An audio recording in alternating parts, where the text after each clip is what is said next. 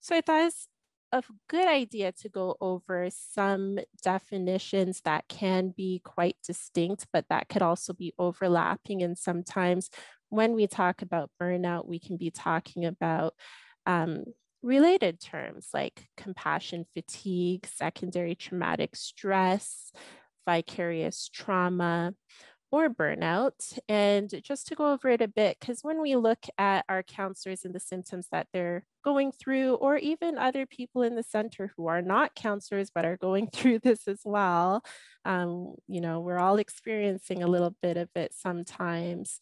We can have a better idea of what we're looking at so that we can have a better idea of what to do about it, or how to try to stop it from happening in the first place to others. So the compassion fatigue is really having this obsessive nature and want to help people so much so that you're throwing yourself in.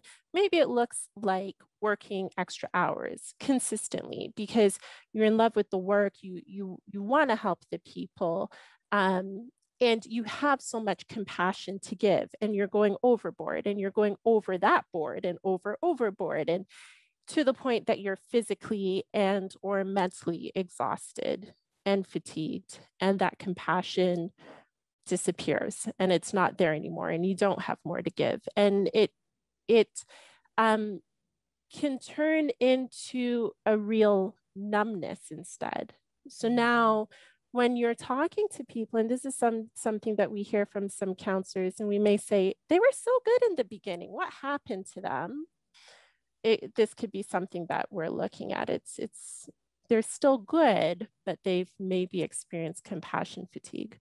Um, and I'm sure that this is something that a lot of us already know, and sometimes we need a refresher on it. So I want to go through the terms, but secondary traumatic stress then is we're on the lines and we're speaking to someone who firsthand is going through some sort of trauma, and we're experiencing their trauma. And sometimes we're feeling their trauma in our bodies. I'll give you an example: domestic violence. Somebody's telling us that they got a tooth knocked out or thrown down the stairs, and we tense up and we are envisioning that, and we're having intrusive images of that.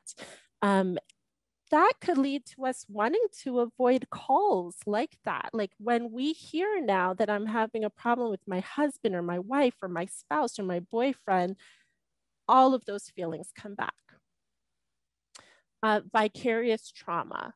So this is pinpointed by the fact that we are experiencing that trauma again and again and again, day after day after day, and it's not leaving. So we start questioning things, like our own beliefs, our own sense of ability to help, our own values.